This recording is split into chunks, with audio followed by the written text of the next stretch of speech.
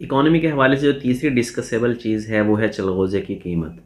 चलगोज़े की कीमत में तकरीबन 50% कमी हो गई है, जिस पे मैंने ब्लॉग भी लिखा है रिसेंटली।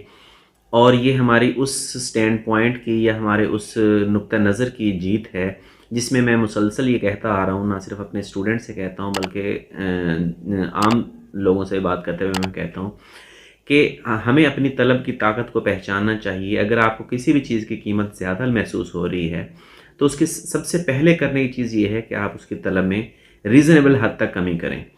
अब यहाँ पर क्वेश्चन ये है कि चलगोज़े की तलब में कमी करना तो रिलेटिवली आसान है, लेकिन जो चीज़ें बुनियादी ज़रूरत की हैं उनकी तलब में कमी करना नहायत मुश्किल काम है। लेकिन पेट्रोल की, बिजली की, जैसे चीनी है, गंदम है, आटा है, इनकी तलब में कमी करना बहुत मुश्किल काम है। हम क्योंकि ये बुनियादी ज़रूरत की हैं, इसमें तो कोई शक नहीं है कि इनकी तलब में कमी करना बहुत मुश्किल काम है, मगर फिर भी नामुमकिन नहीं है। मैं इसमें यहाँ पे एग्ज़ाम्पल देता हूँ कि पिछले तकरीबन 6.5 साल से मैं चीनी के बगैर चाय पीता हूँ। अब मुझे, अगर मैं ऑनेस्टली बताऊँ, कि चीनी वाली चाय पीना निहायत मुश्किल लगता है। अगर हम चीनी की तलब में कमी करना चाहें तो ये नामुमकिन नहीं है। अब ये हमारे एक्चुअली टेस्ट बड्स पे डिपेंड करता है। हमारे टेस्ट बड्स को हम जैसे चाहें वैसे ट्रेन कर सकते हैं।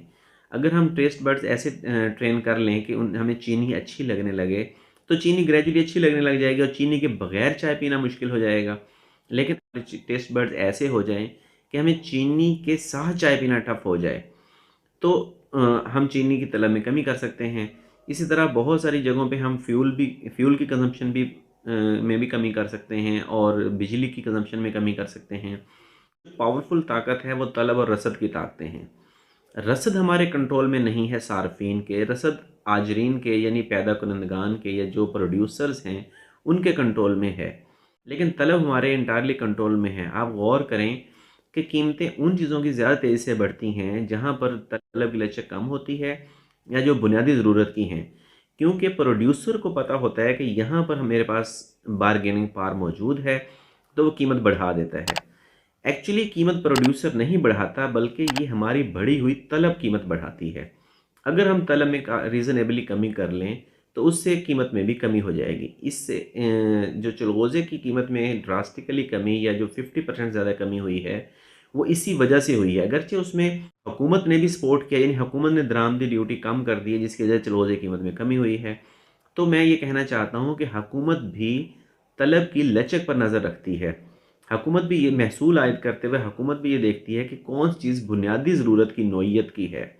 अगर चलगोज़ा बुनियादी ज़रूरत की चीज़ होता, अगर चलगोज़े की कीमत बढ़ रही होती, तो हुकूमत ने, क्योंकि महसूल इकट्ठा करना होता है, हुकूमत ज़्यादा महसूल को मैक्सिमाइज़ करना चाहती है, तो जिस चीज़ की तलब बढ़ रही हो हुकूमत उस पर महसूल ज़्यादा आयद करती है।